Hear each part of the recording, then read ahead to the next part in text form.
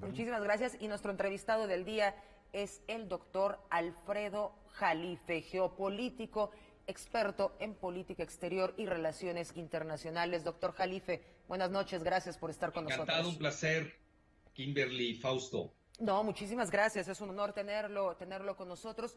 Cuéntenos cuál es su perspectiva de este diferendo que está sucediendo y justamente hoy miércoles, un día crucial. Mira, yo creo que el peor error es creer que se trata de tarifas solamente, ese sería el castigo. Lo que está erigiendo Trump es un muro tarifario porque no ha podido erigir su famoso muro. Recordemos que el muro en sí ya ha sido construido en su tercera parte de la frontera mexicana, inició con Clinton y lo continuó Baby Bush, estamos hablando alrededor de 1,000 kilómetros cuadrados. A mí me ha tocado incluso viajar por carretera de Tijuana a Mexicali y es obvia esta erección del muro. Que muchos juegan con las palabras, es que no es un fence, no es un wall, es un fence, no es un muro, es una valla, por favor. Pero Trump es un muro, sobre todo en Texas, un muro de 330 kilómetros por una razón, porque Texas se puede mexicanizar, como lo ha sido California, donde perderían los WAS, los White Anglo-Saxon Protestant, los blancos protestantes anglosajones, perderían su mayoría. Realmente aquí estamos, hay que ver varios planos. La de las tarifas puede ser transitorio, va a depender de cómo se negocie. Ya vimos cómo levantó las tarifas del acero y el aluminio. Ahora viene esta amenaza, vamos a ver cómo concluyen las negociaciones.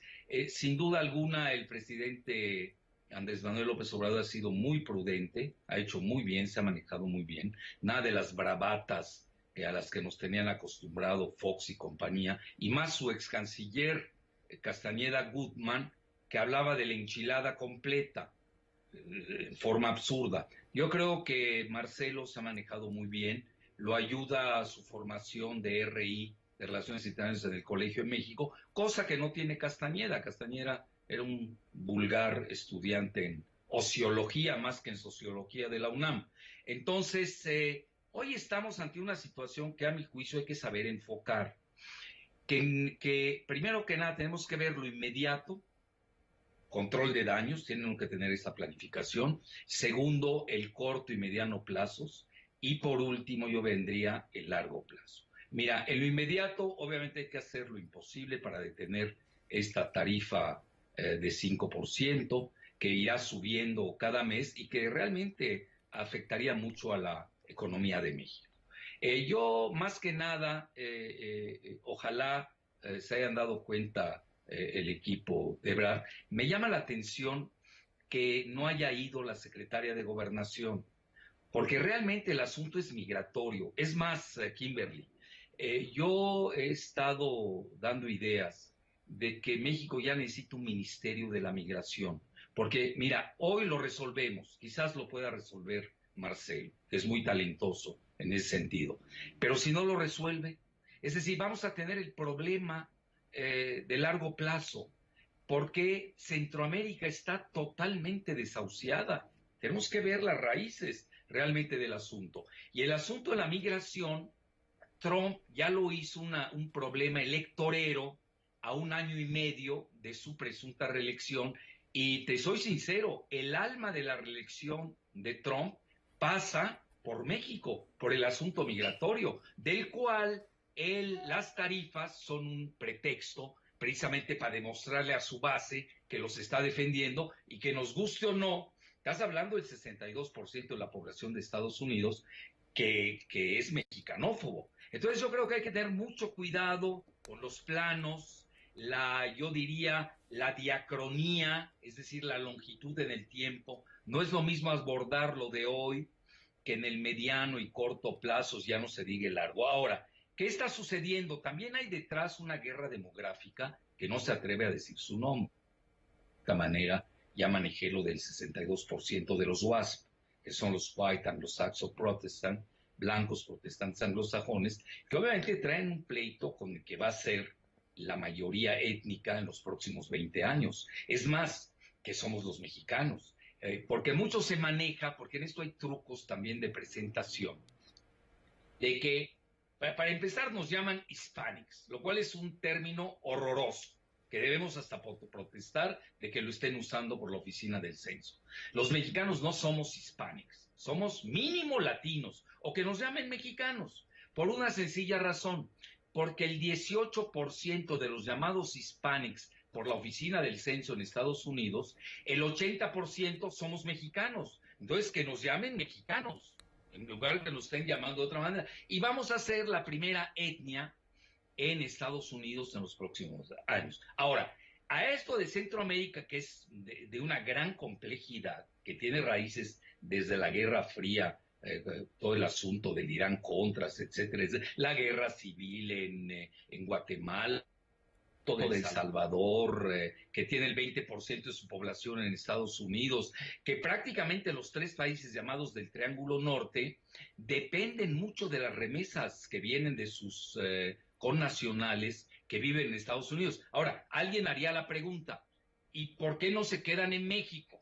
¿Por qué no les interesa México? Ellos quieren ir a Estados Unidos donde ganan en dólares y no en pesos mexicanos, pero además tienen familiares ya instalados en Estados Unidos. Y a esto hay que agregarle, por eso yo veo que el problema de la migración, si no se hace un plan Marshall de rescate de Centroamérica, al menos que haya una agenda oculta, que puede haber, y hoy te voy a decir cuál es mi tesis de la agenda oculta, que Doctor, tiene que ver con el evangelismo. ¿Sí? Doctor, permítanos un segundo, vamos a hacer una pausa. Regresando de la pausa nos cuenta su tesis. No le cambie, está en Debate 22.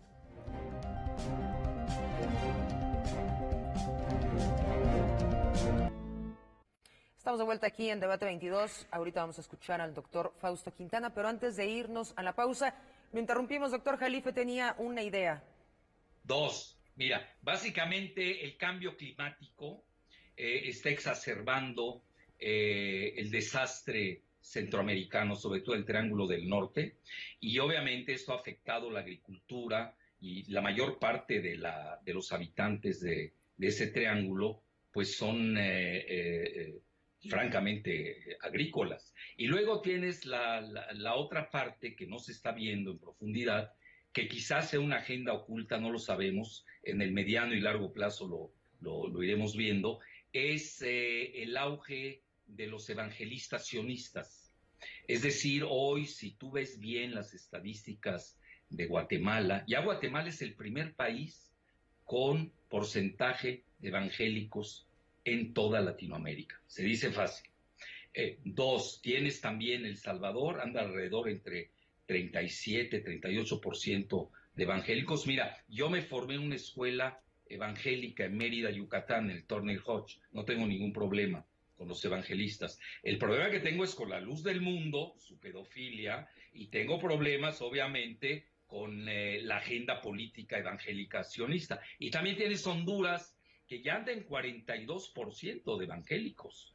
Es decir, y si tú ves el sur de México, 36% en Chiapas ya son evangelistas. Incluso Tapachula es la sede de la Luz del Mundo. Estas cosas no las podemos pasar en alto. Y después de Chiapas, los estados que más evangélicos tienen son Tabasco, Campeche, Quintana Roo y Yucatán. Entonces, me llama mucho la atención la geopolítica religiosa que se está dando en el sur de México y en este Triángulo del Norte. Ahora tus órdenes son las preguntas. Doctor Fausto Quintana. Gracias. Doctor, hace un momento señaló que Andrés Manuel y la comitiva encabezada por Ebrard estaba haciendo bien las cosas. Ahora le pediría desde una perspectiva crítica, tanto en materia migratoria como en el tema de la lucha contra el narcotráfico, ¿cuál sería su opinión al respecto? Y también el posicionamiento que tiene Andrés Manuel de no salir del país,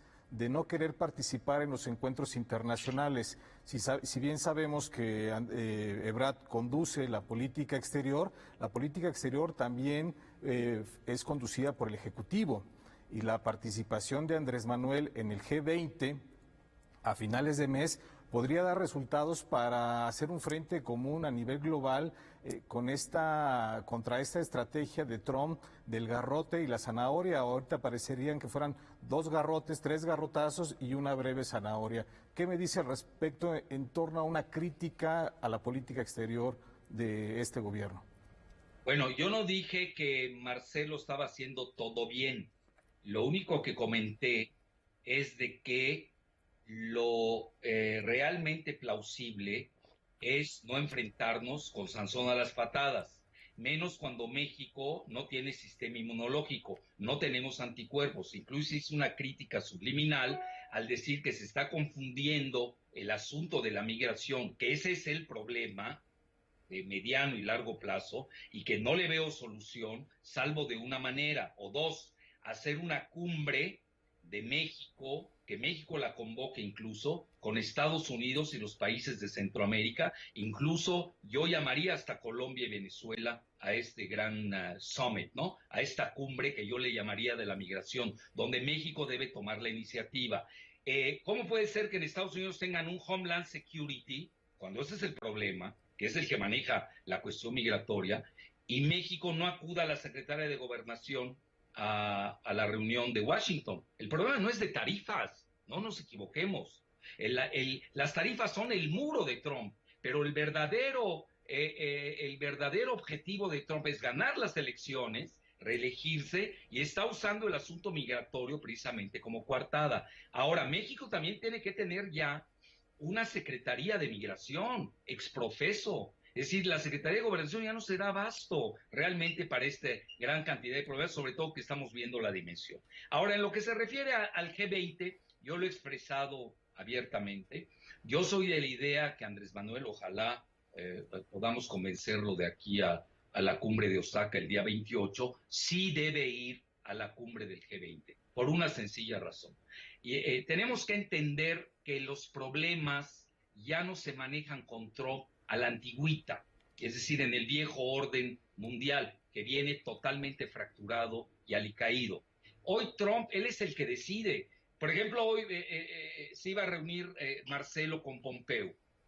No sé qué tanto sirva, realmente se los digo abiertamente. Y además cuando está rodeado que del secretario de Agricultura, la secretaria de Economía, el subsecretario de Comercio, que todos son personas excelentes, de primer nivel. Nadie está poniendo en tela de juicio su capacidad. Lo único que estoy manejando es que no es el enfoque. El enfoque no son las tarifas. El enfoque es la migración, y obviamente tenemos que aportar algo de nuestra parte a un problema que creó Estados Unidos desde la Guerra Fría en Centroamérica, que nosotros somos nada más freno de paso. Entonces, ¿por qué tiene que ir Andrés Manuel? Por una sencilla razón, porque Trump ha llegado a una política unidimensional y unipersonal. Él es el que resuelve.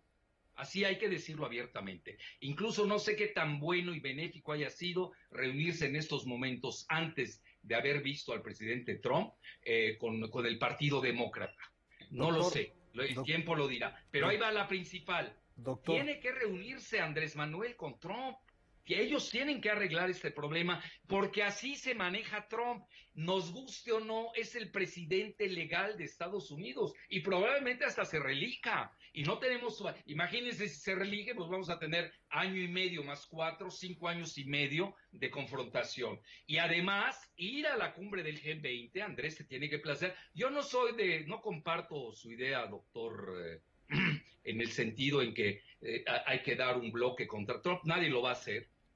Ni China ni la misma Rusia lo van a hacer. No hay que ser ilusos en ese sentido. No creo que los otros miembros del G20 de tipo Argentina, Brasil, Turquía lo hagan. Hay que ser realistas. Y menos doctor, la parte europea. Si me permite.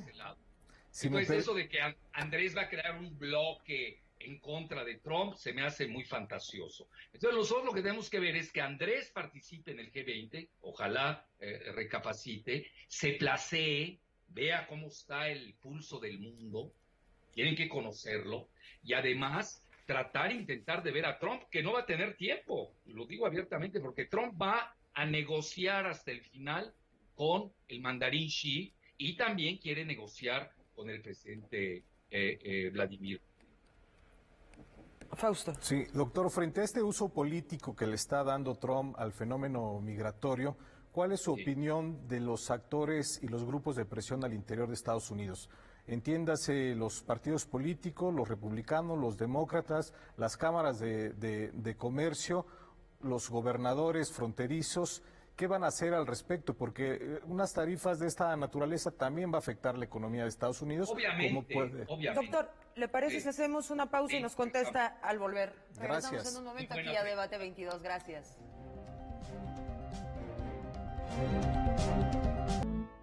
Estamos de vuelta en la recta final, no nos va a alcanzar el tiempo. Doctor, nos quedamos con la pregunta del doctor Quintana antes de la pausa. Bueno, naturalmente que pesan, fue una buena pregunta, pesa mucho en la correlación de fuerzas internas de Estados Unidos, la postura incluso de, ya no solamente el bloque demócrata, que incluso en forma automática pueden estar en contra de lo que haga Trump, pero tampoco son suicidas. Ahí está el asunto del impeachment. Hay sectores juveniles que lo desean, pero Nancy Pelosi, que es muy inteligente, hay que reconocerlo, pues sabe negociar, porque sabe que también esto tiene un efecto boomerang. Es decir, Estados Unidos no es un país homogéneo en estos momentos, eso hay que verlo. Y lo que está buscando Trump es su reelección. Si nosotros perdemos de vista eso, nos vamos a perder en divagaciones. Trump, a año y medio de la elección, el primer martes de noviembre, va a usar el asunto de la migración y va a estirar la cuerda, obviamente sin que ésta se rompa. Hemos visto cómo Trump se ha retractado de varias cosas. El asunto de Venezuela, incluso el mismo Mike Pompeo, que es secretario de Estado, ha dicho que la oposición en Venezuela pues es prácticamente... no se puede encontrar y poner de acuerdo. Con Irán está ya dispuesto a negociar, incluso ya mandó al primer ministro japonés Abe, etcétera. Hay que conocer el pulso de Trump, que tampoco está loco, no nos equivoquemos en México. Obviamente yo, por ser mexicano, no puedo ser trumpiano, eso es evidente, pero tengo que también reconocer, conociendo bien el asunto de la salud mental, quizás por eso soy más respetuoso del área cerebral, tampoco está loco. Él blofea, juega al máximo, ve quién... está en su libro, The Art of the Deal. Dice, con el débil lo aplasto y con el fuerte negocio. Entonces, no quiere decir que México tenga que someterse. Lo que nosotros tenemos que decirle a Trump es que el efecto que va a tener en las tarifas es que va a crear más migrantes, ya no centroamericanos, sino mexicanos. Y mañana vamos a tener al vote people que sufrieron tanto Bush como Clinton como Obama, ya no de cubanos, sino de mexicanos. Eso es lo que hay, y no lo va a poder resolver, porque eso nadie lo puede resolver a ningún nivel. Entonces, hay que entender de cierta manera cuál es la postura de Trump, cuál es su margen de negociación, etcétera. Nosotros no tenemos mucho margen de maniobra, por desgracia, porque a México lo entregaron demasiado los neoliberales durante 36 años. Fue una orgía de entreguismo del país y ahora ya se quieren arrepentir. Bueno, entonces yo en este sentido sería más precavido en la postura con Trump, hablar lo menos posible. Ahorita no es el momento de hacer declaraciones y rasgarse las vestiduras, y dejar que las cosas fluyan, dándole a entender a Trump que lo entienda, pero lo tiene que ver Andrés Manuel. Urge, yo si fuera Andrés Manuel hoy estaría buscando una entrevista o mínimo una llamada con Trump, porque ahí se pueden diluir las cosas. Él le encanta lucirse. Tuvimos a Jared Kushner, su yerno. Lo tuvimos con dos administraciones. Una prácticamente negociaba directamente con Videgaray, que no sirvió para nada. Bueno, ni siquiera pudieron imponer a su candidato a la presidencia. Y ahora Andrés Manuel se reunió con él en la casa privada de un directivo de Televisa, con Jared Kushner, ¿no? Entonces, no da resultados, porque con la mano en la cintura también Trump, que se quiere lucir, es un showman. Hay que recordar The Apprentice. Yo creo que a Andrés Manuel hay que decirle, oye, ve cómo eran las escenas de Apprentice, cómo lo traduces, el aprendiz, ¿no? El aprendiz. En la televisión de Trump. Ese es Trump. Él se sigue manejando de tres maneras. Blofea como dueño de casinos, juega al póker, porque le encanta blofear, y 3, sigue actuando como si fuera el aprendiz en la televisión. Entonces tenemos un personaje complejo que nos ha tocado de vecino, no lo escogimos nosotros. Incluso el voto mexicano es netamente anti-Trump. Entonces tenemos que saber manejarnos más allá de Pompeo, más allá de Wilhelm Ross, más allá de Jared Kushner. Ya tiene en Andrés Manuel, yo creo que ojalá alguien se lo haga llegar de mi parte, tiene que negociar él ya directamente con Trump. Le encanta eso a Trump, porque le gusta lucirse y va a decir, yo lo arreglé, yo sometí a los mexicanos, yo hice, yo defendí a los blancos. Veamos cómo se manejó con Kim Jong-un, el de Norcorea. Fue un asunto personal, etcétera. Y igual, él está buscando ahorita igual negociar con Irán y si puede hasta con el Supremo Ayatollah. Claro, Fausto. Doctor, en cuanto a la migración, usted nos decía en un corte que este problema no se va a acabar o este fenómeno no se acaba. Es un fenómeno inherente a las sociedades y más la sociedad globalizada como lo estamos viviendo.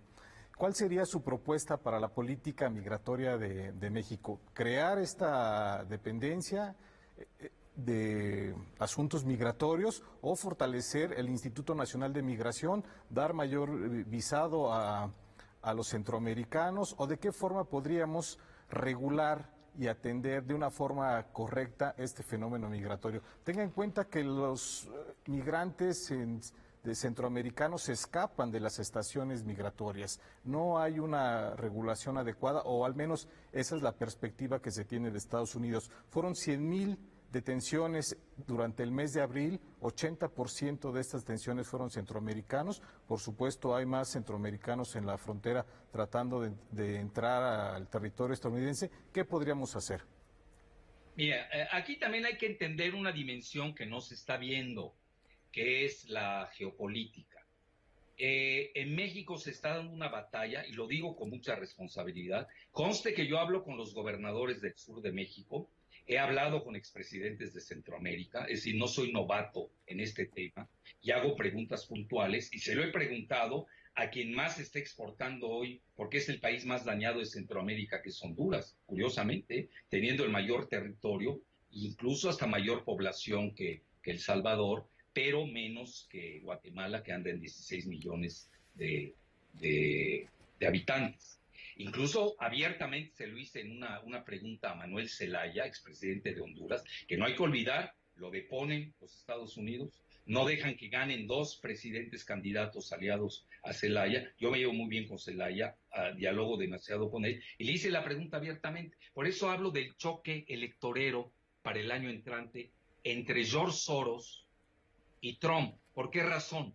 Porque George Soros está financiando a cierto tipo de ONGs en México que están estimulando la migración para también desestabilizar, obviamente, a Trump. Eso no hay que perderlo de vista, no hay que ser ingenuos. Hay una parte que no estamos viendo en la que penetra el crimen organizado, vestido de caperucitas en este flujo migratorio. Tenemos que ser muy cuidadosos al respecto. Ahora, respuesta puntual. Necesitamos, ya el Instituto de Migración está totalmente rebasado. Yo tengo un amigo que manejó el asunto de la frontera sur, me dice, está totalmente suelta, está desbordada, no hay recursos ni siquiera para ellos, que vamos a poner la Guardia Civil ahí. Hay que pensar, tenemos que pensar en México cómo salvemos. Mira, yo soy nieto de un migrante libanés, que recibió a mi abuelo México en forma generosa, porque así es México, pero no es Estados Unidos. Entonces, yo soy promigrante, antes de hablar de cualquier consideración, pero también soy muy mexicano. Es decir, yo tengo que ver los intereses. Tengo un presidente que va a usar la cuestión migratoria y que me está pegando a cada rato con ese asunto. Entonces tengo que darle algo. Le tengo que dar algo a cambio. Y ya olvidémonos que esto es nada más de tarifas. Entonces, hay que crear un ministerio, una secretaría de migración abocada exprofeso a esto, y ya olvidarnos de ese Instituto de Migración que no sirve para nada. O sea, no sirve que veamos en qué situación estamos hoy. Doctor Alfredo Jalife, le agradezco muchísimo que nos haya tomado la entrevista. Muchas gracias. Un saludo, doctor. Igual, lo mejor. Gracias al doctor Fausto Quintana, que también estuvo con nosotros. Ya lo sabe, lo más importante es su opinión. Lo esperamos en redes sociales. Gracias y buenas noches. Gracias. Doctor.